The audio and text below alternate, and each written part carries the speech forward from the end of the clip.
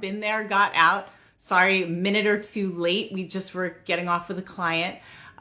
So today is part two of what we started, I think it was last week. And we're welcoming back there's her husband. Hi, John. We're welcoming back Padideh Jafari. And we're going to continue the conversation on how toxic people weaponize the legal system. Let me see if she's here. I want to get her on. But what's super cool, we're on opposite coasts, and she just happened to be in New York City. Okay, Dita, just accept. There you go. Okay, so I was just saying, we just met in real life yesterday and had breakfast together. It was so much fun. Yeah. And there's a picture on our Instagram stories, both of us. Yes, and Chris and also my husband John. So the boys joined us. So yeah. It was quite a nice breakfast. I think it was a 4-hour breakfast, which we both said that was going to happen. And it was lovely to see you in person and just get to give you a hug. Yeah. Because a lot of times we see, and we have friends from all across the world on our Instagram, and we don't get to ever see them in person. So it was just nice to see you and give you a big hug and get your books and have them signed for some of our clients. So thank you so much for that, and also to Chris as well. Oh, you're welcome. And what's neat too is it's almost like a first date. You know, when you meet someone online, you don't really know if you have chemistry. It's sort of like you're a little nervous. I was like, I hope we really like her as much as we did on Zoom. And so we definitely did. And I'm so glad. And we have all kinds of things planned besides today's interview. Yes. So welcome back. Let's continue the conversation about how toxic people, men and women, getting a phone call, weaponize the legal system. And for people who haven't seen part one, Padideh, can you just quickly review your background, because you're one of those unicorn lawyers? Oh, great. I love being referred to as a unicorn. So I've been a divorce and mediation lawyer for 20 years. I have a law degree from Southwestern University School of Law and a bachelor's from Loyola Marymount University, where I studied communication studies and minor in psychology from from my college, all located in Los Angeles, California, where I have my practice. During law school, I was a judicial extern and later clerked for the Los Angeles District Attorney's Office in a special unit handling child rape and molestation cases. I've also been an adjunct professor at various law schools and at NYU, also at smaller schools in Ventura County. As you know, I'm extremely passionate about family law and helping my clients sort of navigate one of the most difficult decisions that they're ever going to make, which is, tearing basically the family apart and, also their children, everything that their children go through with the separation and divorce. So I go through all of that, and I'm very passionate about what I do. We really don't do it for the money, although people are always accusing us of bad people because we're divorce attorneys, but we don't cause the divorces, obviously. As you know, I'm a hopeless romantic myself, so it is sort of a difficult time in people's lives, and we just like to educate and help them to become survivors in the midst of really traumatic experience, which is the process of divorce. Yeah, and your background in psychology, and especially your background working with children and rape victims, I mean, that's tremendous. I think that's something that I don't know if I've ever heard of an attorney that's bringing all of that to the table. So we really appreciate your perspective, and we're going to get into that. But speaking of that, we deal with these high conflict cases. Credibility is the number one thing, right, in court. So why is it so important? Why is it so important for people to believe you? Well, okay, so judges get to know lawyers in their county. Okay. For example, we go to judges' events. Some attorneys play golf with judges. They get to do that. Especially with family law, it is such a niche area of the law. It's not just civil litigation in general, but family court, especially in Los Angeles, Ventura, Orange County, Riverside, where we practice, all the judges, we pretty much know them. Obviously we're not going to call them by their first name. We're going to have deference to them, but we're going to know them, and we're going to know the style that the judges like. And so therefore credibility is very important. And for our law firm, it's extremely important because I, at some point within the next 5 to 10 years, am going to be running for judgeship. So for me, it's extremely important. And that's why I tell, potential clients, I don't take every case. And what I like to say is that we represent sort of the victim survivors, and not the mentally ill, the toxic, the narcissistic male or female. And that's because I can explain to a person that's not mentally ill why we have to do a certain thing. But with a toxic person, or especially someone with narcissistic personality disorder, they have a mental disease. And so they're constantly going to be combative, not only through the judicial process and the legal process, but also with their attorney, because they're going to constantly be fighting with us saying, no, we don't want to do that, or we want to file this motion. And you're thinking as a lawyer, this is frivolous. Like, why am I doing this? But unfortunately, some attorneys, they don't know narcissistic personality disorder. They just think, okay, well, I have to represent my client vigorously and aggressively to the bitter end. And like I said before, a lot of times narcissists will find attorneys that are also narcissists.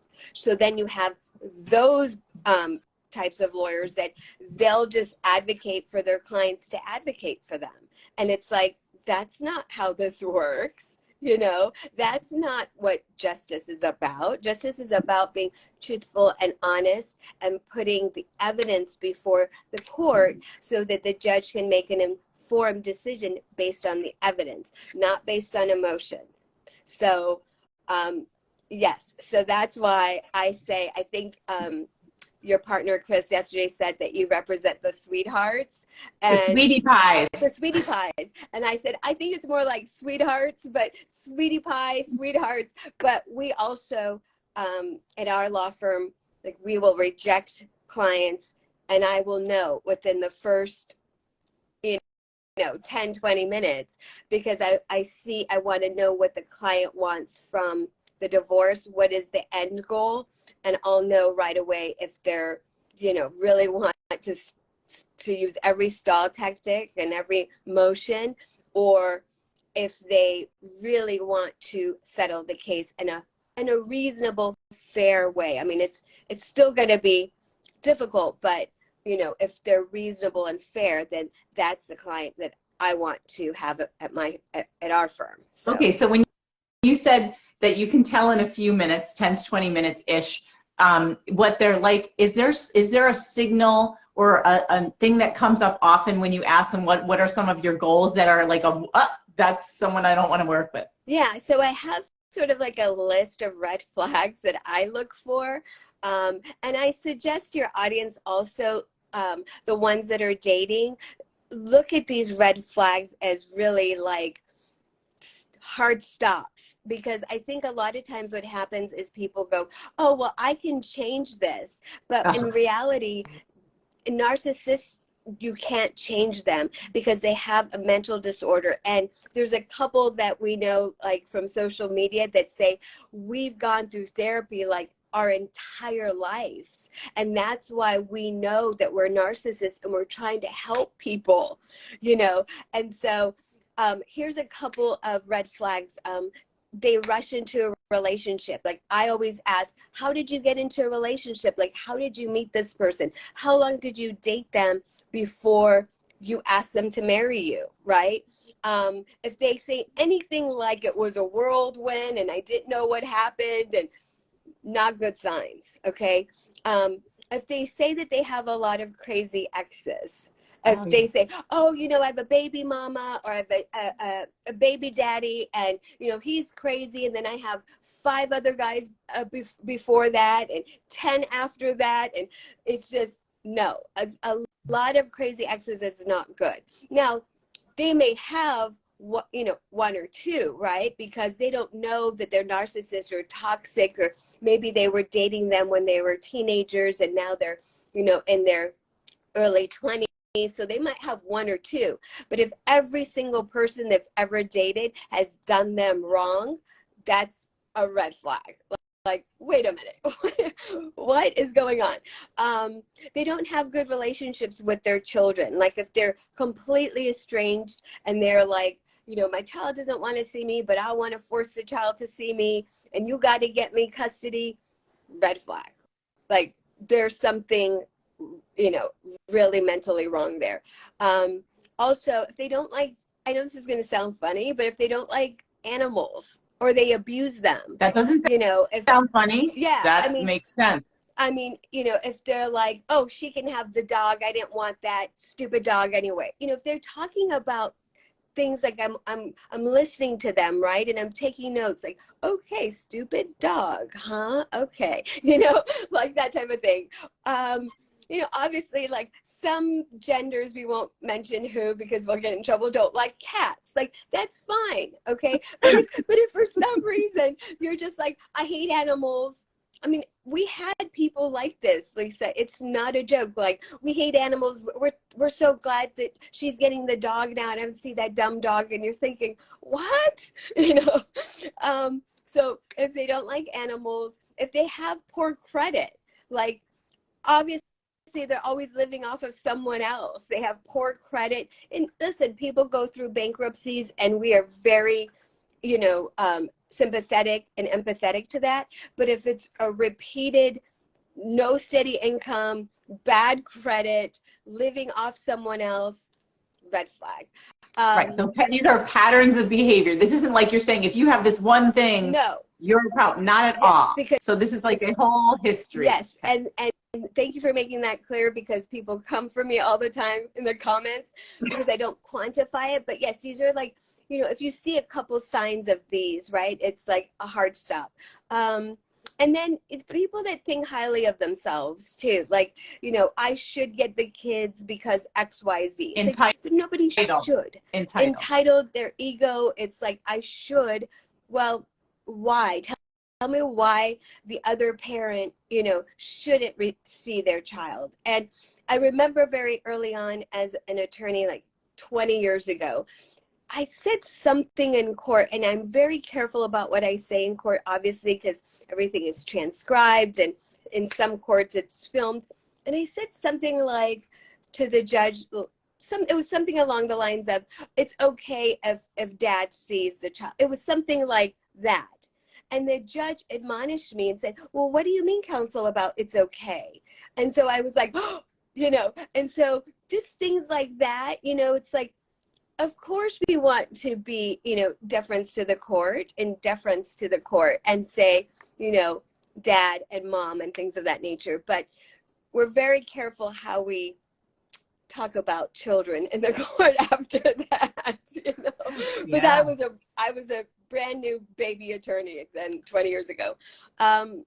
So those are some of the red flags I think that I look for, and I think your audience should look for as well when they're, you know, because a lot of times I know your audience, like some of my audience too, they listen to me after the divorce because they're like, well, what is she going to say? You know, and some of my clients say, I want you to meet him before I get remarried, you know, to somebody else. Wait, and then they like, want you, their divorce attorney, to meet their new partner?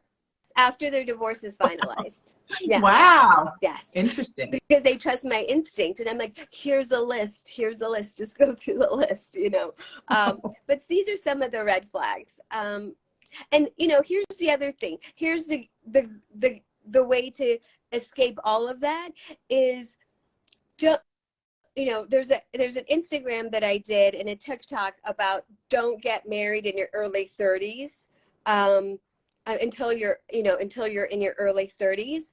You mean in your 20s? Yeah, don't get married until you're in your early 30s. Like, don't get married in your 20s, because you're dating, and if you had some childhood trauma, that's all going to come up really in your 20s. You're in college now, your parents aren't there, so a lot of things come up at that point.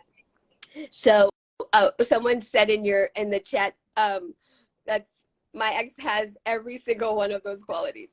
I'm sorry. I don't mean to trigger anyone. And so don't get married until you are in your early 30s. Okay. Then the other video I did was date for at least 4 seasons. People came after me for this, but you want to know within a year, like, you want to date somebody and see what they're like. If you've been in a narcissistic relationship and now you want to move on and start dating again after the divorce, wait a while. Don't jump into the first relationship and get married. So also talk to their parents and their friends, because that says a lot about them. Sometimes friends, when they're a little bit drinking, will tell you things like, oh, so-and-so. So talk to those people, talk to their parents, and so these are just some of my red flags and how to kind of navigate them. Yeah. They're not foolproof, and use them as you will, but as a divorce attorney for 20 years, I think I'm qualified to speak on this. So definitely, that's super helpful. And it's funny because when you started talking about animals, my antique golden retriever, who's over 14, started squeaking a toy, and now he's still, so if you hear little squeaks, that's him in the background. Yes. But anyway, something you said when we were talking about credibility, in my head, I was thinking, how can a client be really, why is credibility so important for a client? But the way that you answered it was also interesting, because you made it clear that your own credibility as an attorney is important, and you're basically saying you don't want to put your reputation on the line in an area where you're well respected and known by taking clients that are bad, that are going to make you look bad. Because how can you argue a good case for a bad client? I mean, I'm sure some people can, but yes. Yeah. Some people can, because the reality is they don't have a conscience themselves. There are criminal defense attorneys, and I say this to my husband all the time, how can they sleep at night? And he says to me, just about to say that. How do they sleep at night? And I said, well, it's really easy. Psychologically, I can answer that question. They have no conscience. Somebody pays them $50,000 or $100,000 to represent them in a criminal case. They don't care. They don't have a conscience. Or maybe they think, well, there's constitutional provisions, and it's not something we could do, but I'm just saying, there are attorneys like that. So just like there's mentally ill clients, there's also mentally ill people in every profession. So my husband is saying date 2 or 3 years, live together, and how is their relationship with their family? Do they have long-term friends? Things of that nature. So yeah. Okay. Yes, he All knows. right. So he's been married to me, so he knows. Yeah. Okay. I was going to go to my next question, but something just popped in. It says, explain why one's own attorney would not be a fierce advocate for her client, even with documentation of the opposing side's lies and unlawful acts. So why wouldn't someone advocate for their own client? I don't know how to answer that question. Yeah, I don't either. Because for us, we need to see documentation.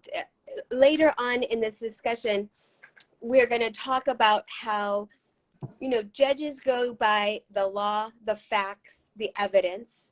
And so, Trish in Tampa, if you give me the law, if you give me the facts and the evidence, the documentation, then I will argue your case.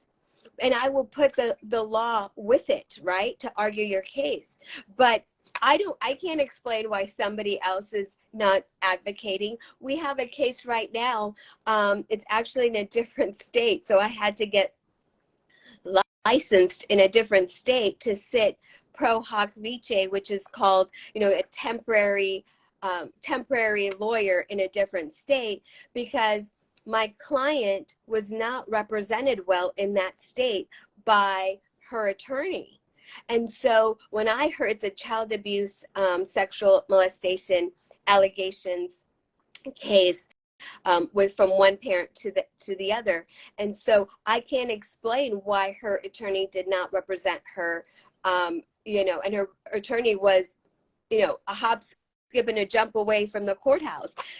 You have to realize something. Just like there's bad apples in every profession, there are bad apples in the legal profession. And some people on here would agree, your audience, that there are a lot of bad apples in the legal profession, as far as judges, lawyers, law clerks, even, the transcribers. I mean, there really are. And so I can't speak to your individual case, but I can just say, if they're not representing you with vigor and us being assertive and advocating for you, it's time to move on.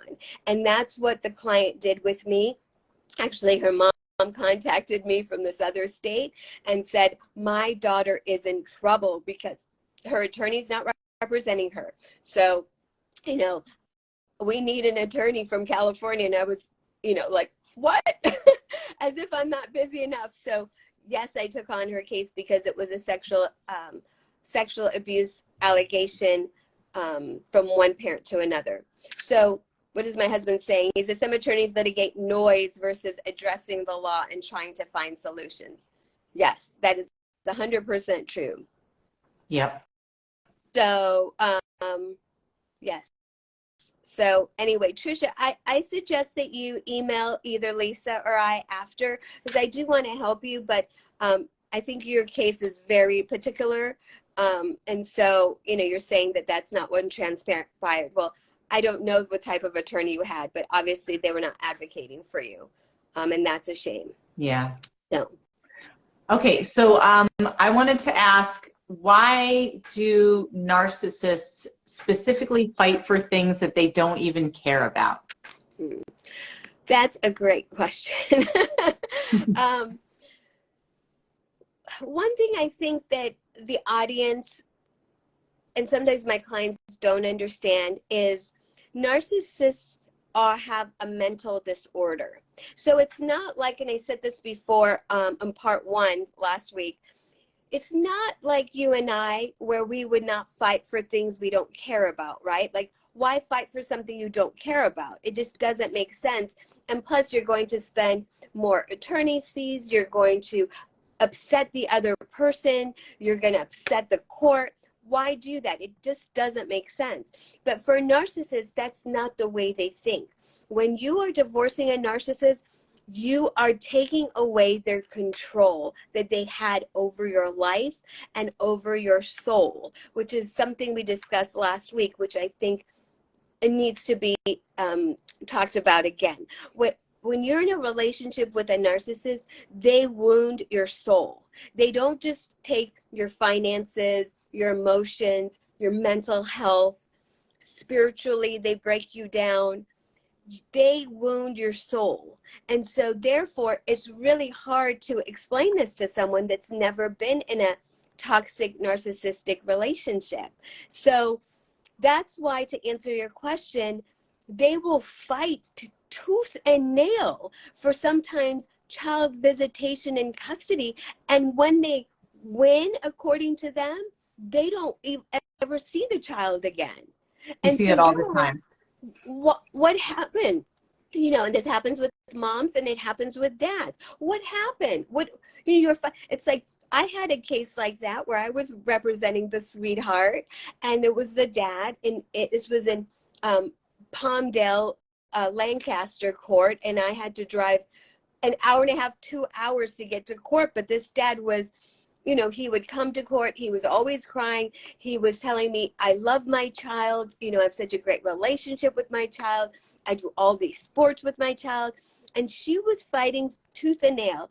And the hardest part was the mother had moved further. So she had moved to like Ventura County. So she had moved like 3 hours away. And so what the judge said, well, mom's going to keep primary custody and dad's going to get visitation every other weekend. Well, that wasn't enough for him, which I understand. So he was crying the last day of trial. You know, I was comforting him. It was such even the judge said, I can see how hurt you are with this, but what can I do? What else? There's no other option, right?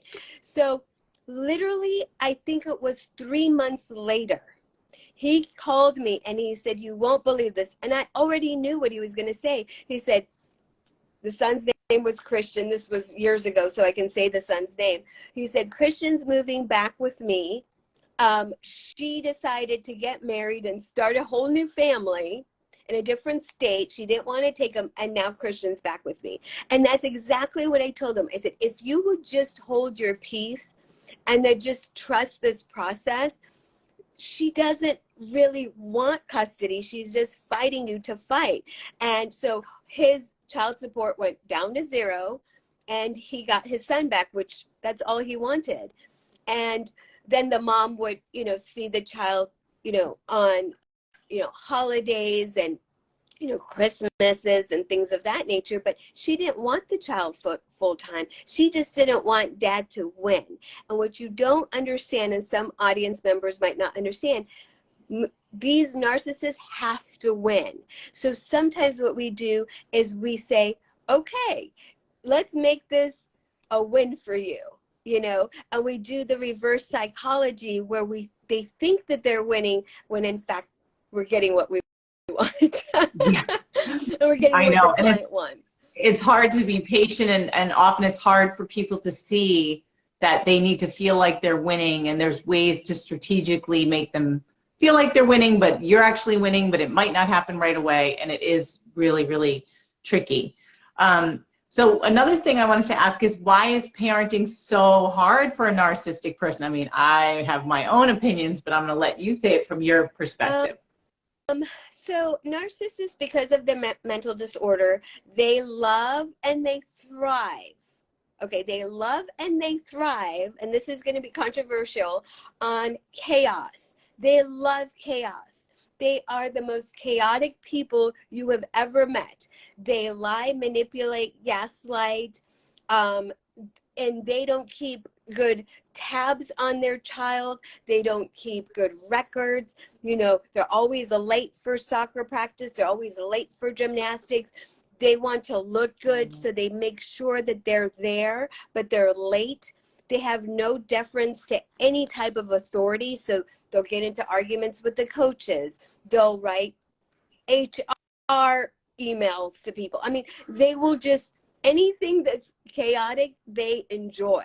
So the fact that there's, you know, somebody, one of your viewers said, my ex is spiraling now because I give him everything he wants. Never argue, never fight, anything. He comes up with the things to get me into court. So that's what I mean. No matter what, even if you just lay all your weapons down, that does not mean they're not going to come after you. Because now you're saying, I have my peace. They're like, what does that even look like? They don't know what it is. So they love chaos, and that's why it's hard for them to parent, but they will fight you tooth and nail. I mean, there's narcissistic parents that won't go and get their children's teeth cleaned. Oh, yeah, we see that a lot. You know, I mean, just twice a year. It's not that hard, okay? If you have custody of your child, go get their teeth cleaned. I mean, that's part of being primary custodian, right? And then they'll say, go to court and say, Dad didn't do this. And Dad's like, well, I only see my child on the weekends because you don't let me see my child during the week. So how am I supposed to do this on the weekends? Do you know what I'm saying? So again, parenting with them is so hard. And I think I said something last time that I just want to clarify, because people came at me for the comments. You know, they said, I talked about how 50-50 is how the courts like it to be, obviously, in Los Angeles counties particularly, but that doesn't mean that we're advocating 50-50 in a narcissistic abuse relationship. We're not we have to see the documents and the evidence and the facts. Do you know what I'm saying?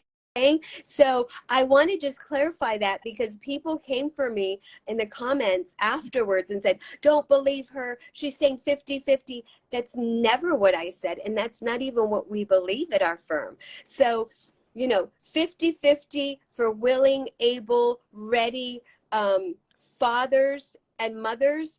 Not 50-50 for these chaotic narcissistic parents that can't even bathe themselves, much less, take care of a child. So, narcs only believe in competition. That's 100% true. Yeah. So, yeah. Things of that nature. Okay. So another thing, because they like to fight for things they don't care about, is frivolous motions. How do you deal with when your client is being served frivolous motions? Because that is expensive and it takes up so much time and energy, and that's an issue that our clients are dealing with all the time, vexatious litigation.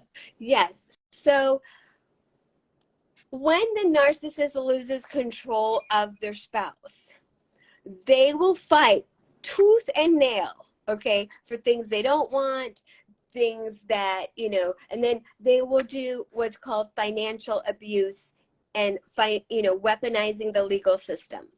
Okay. So that is what happens. And so when we know that, when we have the sweetheart client, which I'm going to take Chris's word, but I'm going to give him credit for, when we have that type of client, then we set the client up for success. We say, here is the roadmap of where this is going to go. Although you want to be divorced like yesterday, this is going to be a lengthy process for you. And even after the divorce is finalized, they're going to turn up the heat and bring frivolous motion after motion after motion, like just the most ridiculous things you've ever heard of. Okay, so they try to weaponize it. So in California, I don't know what it is for other states, but there is a Family Code Section 271.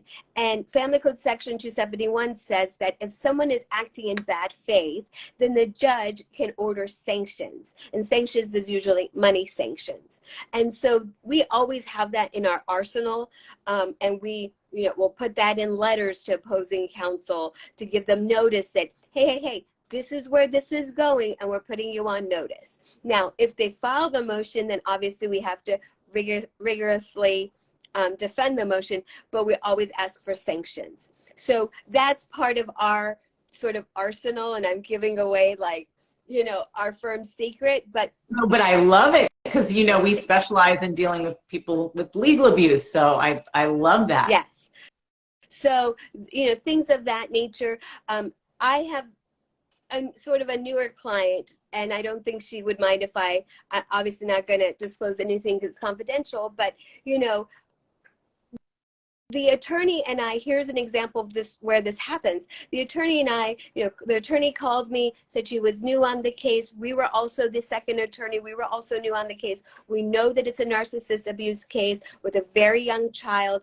And the first email that the other attorney opposing counsel wrote said the word alienation in there. Didn't say parental, said alienation. And I nailed her to the cross. There was about 10 emails after that saying to her, words matter. You can't say the word alienation, because that's exactly how the narcissist is going to paint it in court.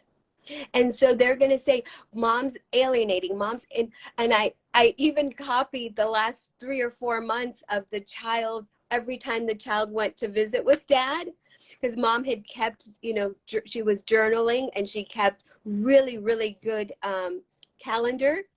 And I said, here, this, January, dad didn't see the child because there was no visitation order, but he could have voluntarily seen the child, but he was off on, vacation. Then February, so I said, please show me where you are alleging there's any type of alienation. In fact, we jumped on the fact that dad wanted to see his daughter like 2 days, you know, because he got the day off or his schedule. And so I said, words matter. And I put that in bold. And I said, do not come to this firm and talk about alienation to us. Don't do it. And I said, next time you do it, 271 motion. And so that's how we deal with it. We're very strong because we know that our clients have been abused and they're going to get the narcissist and their attorney is going to attempt to abuse. And so there was literally back and forth emails. And I even, you know, I don't do this in every case, but I told my client, like, don't even worry about the attorney bills because I had to set this other attorney right on the right path.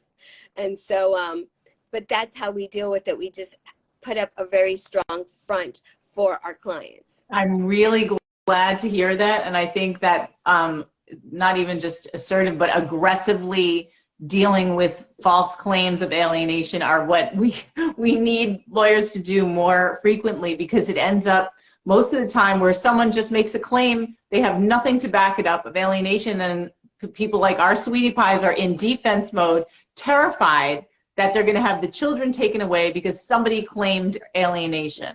But I'm so glad that you said that, and I think that's going to be a big relief to people watching this, to know that there are attorneys that aggressively can fight it and nip it in the bud before it goes anywhere. And you know what, I just want to address one other thing my husband's saying, litigation noise, using words to strike and trigger clients. The narcissist, through their attorney, uses their attorney as another weapon, right? Because narcissists generally don't come to court on their own. They usually go through their attorney. So they'll rewrite the history of, you know, why they left the more innocent spouse, why the innocent spouse was so evil. And my thing is, okay, fine, that's why you're divorcing them. What's all this other extra noise about? But the attorney will write that into a motion, and it'll be a 30-page motion about their past. And in other states it's different, but in California, it's a no-fault state. So I don't care what the client did, male or female. It's irrelevant unless there was, you know, physical abuse, which is documented through police reports, abuse on the child, which is documented through CPS reports. I don't really care what your reason is. Like one attorney said, you know, that our client was begging to get him back. I said, it's irrelevant. You know, they just use words to trigger. And I told my client, I said, you're going to read this and you're going to be triggered, but do not let them win. If you get triggered, they win. And she said, okay, so what do I do? I said, ignore it. You know that you know the truth. And this is what the client is doing to gaslight the situation. Well, who cares if you went back a million times? It's irrelevant. You're getting divorced. So, you know, a couple of people here are saying narc attorneys are manic. Yes, you know, I had attorneys stalk me on behalf of the narc. Yes, I mean, the narc attorneys are almost, in my opinion, worse than the narc, and I'll tell you why. They're used as flying monkeys, and we have an oath that we make to, you know, the California State Bar, any state within the 50 states, right? So that's what happens. That's, you know, we have that oath to represent the client, but also be truthful and honest and put, you know, good evidence forward and not lie. And so when the attorneys don't do that, in my opinion, they're actually even worse than the narcissist, because a narcissist is mentally ill. I don't know what's going on with the attorney. You know, are they just advocating to advocate? Like, what are we fighting for? You want to say that he's or she's right? Okay, clap, clap. Right. But and how much is that person paying to say they're right about something that doesn't even matter? Yeah. Yep. Yeah. You're getting lots of hearts and claps for that one. Okay. And again, Padideh, I know we could talk for hours and hours, but I want to keep it under an hour, and we're at about 40 minutes, and I want to make sure that we get to something that was definitely part of your training, and that's some of these unspeakable types of abuse that occur against children. And we have a number of clients whose kids have been sexually abused, and they feel like they are just hitting a wall with knowing how to put evidence together that's actually credible. I mean, you can imagine how terrifying it is, putting aside what the child is dealing with, him or herself, but for a parent to feel helpless in a situation where their kid is being abused and nobody is listening. So from your background, could you give some tips on how someone can strengthen a case with really awful, I mean, all kinds of abuse are bad, but sexual abuse is especially sensitive topic. And it's damaging to the child. So the first thing is get police reports, get CPS reports, take your child to the hospital. Don't be afraid to do that. Sometimes a hospital will call CPS for you. And so make sure that you get the documents, the evidence together. If you feel that the father is or the mother is being abusive, I need to see the evidence. I can't go based on your words, right? Because I'm not seeing your child. And I want to, you know, Abraham Lincoln, I think he was the one that said, you know, trust but verify. I need to verify what you're saying. So in my child molestation case right now that I said was in a different state, we have CPS reports. We have actually 2 CPS reports. We have 2 hospital records. We have, you know, we just hired an expert nurse that's going through all the documentation. We're going to have an expert nurse testify because this child was under the age of 5 when the sexual molestation happened. I want to also know the history. You know, I asked the client, is sexual abuse ever happened in this family? And I was told this whole story that yes, you know, the grandfather did to the other kids. So I want to know the history because unfortunately these toxic patterns usually repeat themselves unless they're stopped, right? So I was so glad that I asked that question in one of my Zooms with the client because I was like almost bracing in my chair, like, don't you think that that would have been relevant to tell your attorney, you know, from the onset? That the client was like, I didn't think about it. I don't know. I mean, the client does not know, okay? And half the time, the client is also a deer in headlights, right? They're also going, part of me doesn't want to believe that this could happen by a spouse or an ex-spouse. So that's, you know, I need to see the documentation. You know, don't record people, but take videos. You know, take videos if you are having difficulty with exchanges. The police station is a neutral zone. It's considered a neutral zone, and as far as the courts are concerned. So if you don't feel safe, go to the police station. The police are there to help you do exchanges, you know, meet in a public place. Like there's so many things that you can do, but at the end of the day, you know, a judge said to me once, you know, people lie, but documents don't. We need to see the documentation because I trust my clients. That's why I take them on, but I need to also verify it for the court. Yeah, really important. All right, so go ahead. One thing I wanted to just say, because we didn't get to this last time, and I really want to talk about this, if it's okay with you, is about smear campaigns. Yeah, let me check the time. Yeah. I just want to talk about this because I see this a lot. We have a social media managers that do all of our social media, but I do look at the comments, and I do sometimes late at night, my husband will testify to this, you know, write the comments and look at the comments. And I just want to be, I just want to make sure that your viewers and your audience know that, you know, a lot of times narcissists will engage in smear campaigns. They will write to HR. They will talk dirty, you know, to your parents, to your siblings, to your friends, and say, this person was awful, this is what they did, you know, all the stuff before you can even get your narrative, your true narrative out there. There was a case that happened in January 2023, so it's a very new case, where a Wall Street money manager is suing his ex-wife. Okay, it's not his current wife, that he's divorcing his ex-wife for $7 million after he said that she, the ex-wife, sent messages to his work email claiming he had hired prostitutes and had, STD bills and things of that nature. I just want that your audience to be sure to know this. Don't retaliate, because that's what the narcissist wants. Do you see what I'm saying? This Wall Street manager did the right thing. He's taking it to court and trying to prove his case in court. Sometimes I see new spouses of, husband's new spouse, they have these things where they're going back and forth, and they're opening a new Instagram accounts to talk about the social media, right? On social media. The biological mom and how evil she is. That can all be true. You can do that anonymously, okay?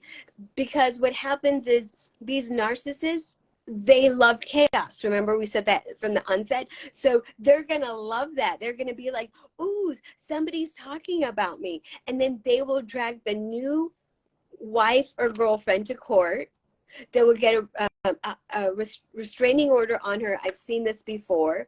They'll do all these things. So just don't retaliate. The way to win with the narcissist is not to retaliate, is to go about your life and complete and utter peace. Okay. And I know that's so hard for a lot of people that are in this to understand. From my own personal experience, I'm a stepmom of 3 boys. From my own personal experience, my husband says, don't go down the rabbit hole. And we all do, right? We all do. Because we're not perfect and we're triggered. We get triggered. Don't take the bait, don't feed the wolf, he's saying. So just, if you just maintain your peace and go through it in the right channels through an attorney, there are people that are self-help centers, that can help you document, get restraining orders, things of that nature. But don't take to social media, please, because as tempting as that is, I don't want the sweetheart to now have a restraining order or their spouse to have one. Do you see what I'm saying? So just do it the way that this Wall Street money manager, and everyone's going to say, well, he's got the money to do it. But no, he lost his job over this. So don't do it. Go through the right legal channels and get an attorney that believes you, okay? And, Trish is saying the smear campaign is debilitating. Yeah. One's reputation is hard to change. Yes, I mean, this Wall Street manager lost his job. I mean, could you imagine? But we've seen that where people will, not that we represent, but the spouse on the other side will write HR, letters and things of that nature. And we just take that to court because that's great evidence for us. It's like, okay, Your Honor, this is what they're doing. And, they're getting child support. So if my client loses their job, then this is the reason why. So let's take note of that in court. And so there's ways that we can use that evidence, but you as the audience, do not do that, please. Be very careful because they're looking for a little bit of weakness or a little bit of chaos to just milk that for the next couple of years. That's what they're looking for. Yep, they love the engagement. Yeah. Over time, children know which parent is present and healthy. Again, that's why you have to maintain your own peace in your home. Yep. Okay, so of course we are almost at another hour, and I want to wind it up, but we're going to be doing it part 3. Yes. At some point. Absolutely. But part 3, before you tell people how to find you, is we are going to be together in person in LA in July. So we'll be talking about that when we finalize the details. Yes. But it's going to be. Go ahead. No, go ahead. I'm sorry. No, I was going to say it's going to be fun and food and mingling. Yes. So we're going to co-host a networking happy hour event with Been There, Got Out, and do a book signing for you guys, for Lisa and Chris. And then we're going to co-host it. We're going to invite past and present clients, CPAs, mental health professional, a financial advisor such as my husband that helps people with, get through the divorce process with their finances and what that looks like. We invite all of you to come network with us, and it's going to be in Los Angeles, California, and we're going to have also, I think, a lunch and learn in Orange County. We're going to also do something at our office in Sherman Oaks. So, some people are already saying they'll be there. My husband doesn't have a choice. Why is he saying he'll be there? But yes, so just so your audience knows, we are here to help. I do consultations in all 50 states. Obviously, I can't give legal advice unless it's in California, but I help a lot of people find attorneys and attorneys with psychology backgrounds so they can use me as a resource for that, for the consultation.